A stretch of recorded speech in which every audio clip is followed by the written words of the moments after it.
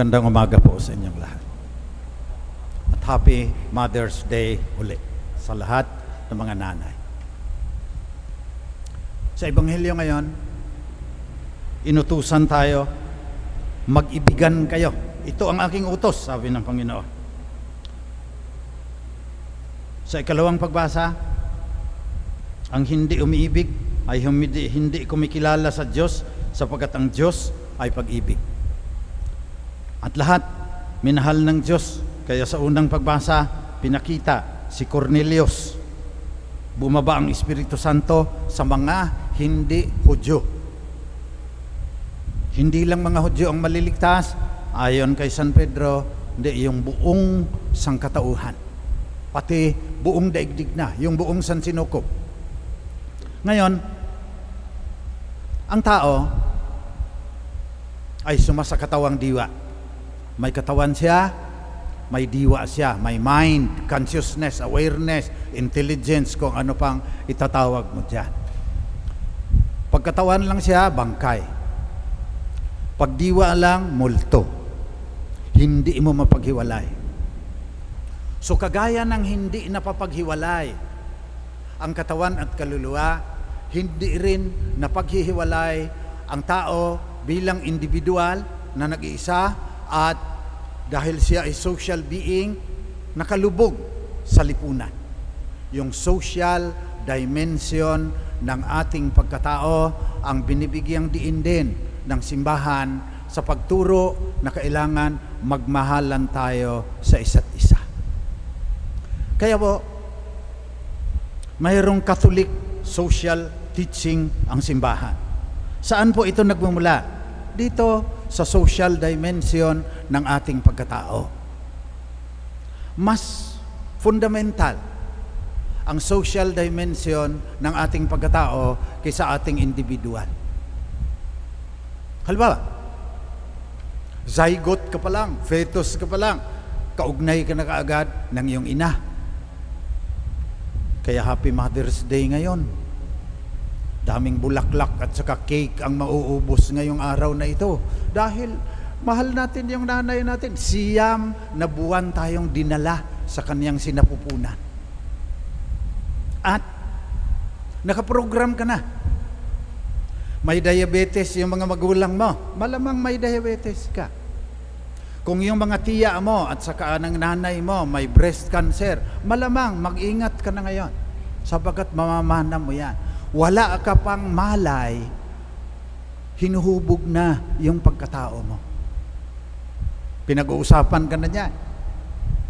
Hindi ka pa pinapanganak, nag-uusap na yun sila kung anong ipapangalan sa iyo. You did not choose your name. Social yan. Titingin sa ano yan? Kalendaryo. Titingin sa tatay. Ito sa karyas. Kaya maging Junior ito si John the Baptist. Sabi, hindi, John yan. Pag-uusapan ka. Hindi ikaw ang pumili ng pangalan mo. Eh wala kang magagawa. Pinangalanan ka na Torquato. Patay-patay ka na. Habang buhay mo nang dadalhin yan. Maliban lang kung pupunta ka ng korte. Mas fundamental ang social dimension ng ating pagkatao kaysa individual. Kaya may Catholic social teaching addressing the social dimension of our humanity, addressing the social dimension of the command to love one another. Kaya merong Catholic social teaching. Sabi, this teaching flows from faith in a whole and complete salvation. Sabi ng simbahan, turo ng simbahan ito, nanggagaling daw sa pananampalataya natin na ang kaligtasan para sa buong tao. Sumasakatawang diwa, saka individual and social. It also flows from hope in a fullness of justice. Kaya dadasal tayo ng Thy kingdom come. Yan yung fullness of justice ng kaharian ng Diyos. It also flows from love, which makes all humankind truly brothers and sisters in Christ. Kaya si Cornelius, hindi Hudyo, binabaan ng Espiritu Santo. Lahat maliligtas. It is the expression of God's love for the world, which He so loved that He gave His only begotten Son. John 3:16. So we have to proclaim, go to the ends of the earth, baptize them in the name of the Father, and of the Son, and of the Holy Spirit, so that they will discover that they are loved by God, because God is love, and they will understand their own dignity. They learn not to be satisfied with themselves. You always have to grow in age and wisdom, and also encounter their neighbor in a network of relationships that are ever more and authentically human. When you consider your social dimension, you become more authentically human, and you can fulfill the command to love one another. So pagpatuloy ng Catholic social teaching, love faces a vast field of work, and the Church is eager to make her contribution with her social teaching, which concerns the whole person and is addressed to all people. The best kept secret of the church, ito. Pambihira lang maghuhumili about Catholic social teaching. Puro personal devotion, puro privatized spirituality halos. Pero sabi, love involves a lot of work. And the Catholic Church is eager to make her contribution with her social teaching. So many needy brothers and sisters are waiting for help. So many are oppressed, waiting for justice. So many are employed, waiting for a job. Many peoples are waiting for respect. So sabi ni Saint John Paul II sa kanyang apostolic letter, Novo Millennio Inionte, sabi niya, how can it be that even today, there are still people dying of hunger? Nagpupunta na sila sa Mars. Gaganda ng high resolution photos ng mga kinukuhaan ng mga robots doon. Pero 1 billion go to bed hungry every day. Tinatanong ng Catholic Church. How many people are condemned to illiteracy, lacking the most basic medical care, without a roof over their head? And then there are new patterns.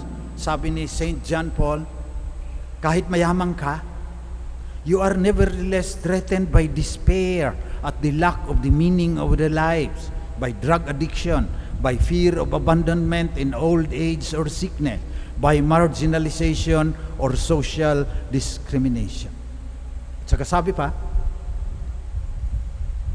we cannot remain indifferent to the prospect of an ecological crisis. Kasi yung climate change, mas maraming papatayin yan kaysa COVID-19, sabi ng mga scientists.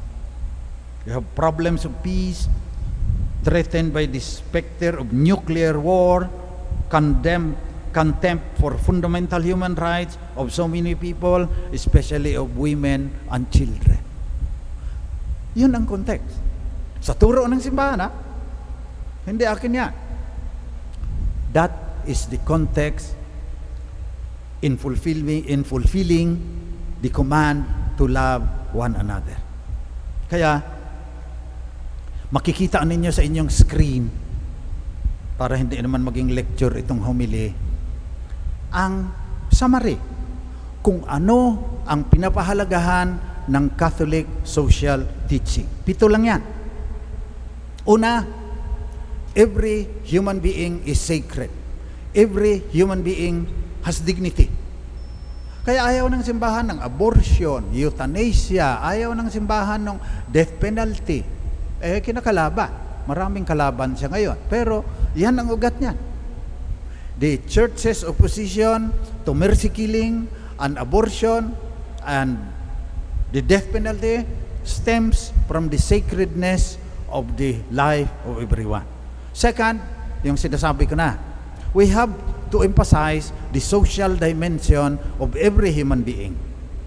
But then, if you have dignity, number 3, rules, you have responsibilities. Tignan mo rin yan.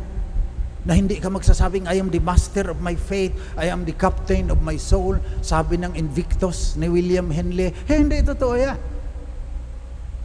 So you have duties, but you also have responsibilities. Then, sa Catholic social teaching, preferential love for the poor. Hindi naman na mas banal yung mga poor, kulang lang sila sa mga basic din. And then the dignity of work, especially justice for the workers and for women. Dahil babae ka, mas mababa ang sahod mo dahil maski pareho kayo ng trabaho doon sa opisina. Hindi tama yan, sabi ng Catholic social teaching.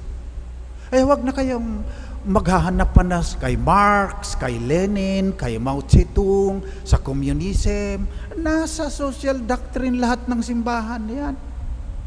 Solidarity, na magkakapatid tayong lahat, on care for our common home, ang sabi ng Laudato Si, and also, we have to take care of creation. Yan yung 7 fundamental issues in Catholic social teaching. The best kept secret of the church. Hindi alam ng napakaraming Katoliko. Pati mga pare, tinuturo sa seminaryo yan, pambihira lang babanggitin. Naging privatized masyado yung ating personal devotions, nakalimutan na natin yung tinuturo ng simbahan. 2,000 taon na pong pinagnilayan ng simbahan itong command to love one another. Kaya pakinggan din natin ang sinasabi. Sina St. Augustine naman ang pinagmumulan nito Sina St. Thomas Aquinas, mga santo papa ang nagsasabi niya. So Mother's Day, let us remember our primary relationship to our mothers, especially our parents, to the community, that we are social beings. We are immersed in a global, political, and economic system, lessening our freedom, even oppressing us. Kaya, pag nagsalita ang simbahan tungkol sa mga pang-aapi, tungkol sa corruption, galing dito yan. Nakakatamad sanang magsabi niyan. Mamaya, ma-red tag ka pa, babarilin ka na lang. But if you are true to the teaching of the church, hindi kay Karl Marx yan. Turo ni Saint Basil yan at saka si Saint Naciancen, 2 siglo pa lang ang simbahan. So manalangin tayo ngayon na sana itong napakalaking bahagi ng turo ng simbahan, huwag nating sayangin.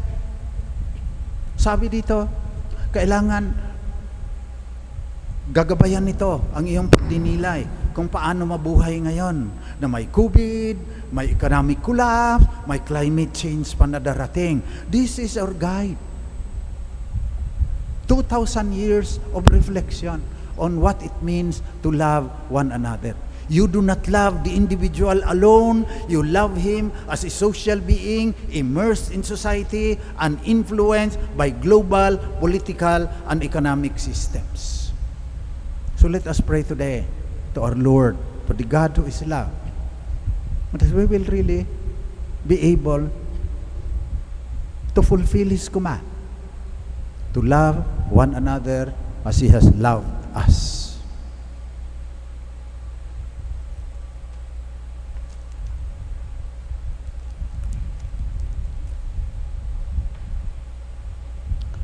Magsitayo tayong lahat, ipahayag po natin ang ating pananampalataya sa mapagmahal at makapangyarihang Diyos at Kaniyang utos na mahalin natin ang ating kapwa.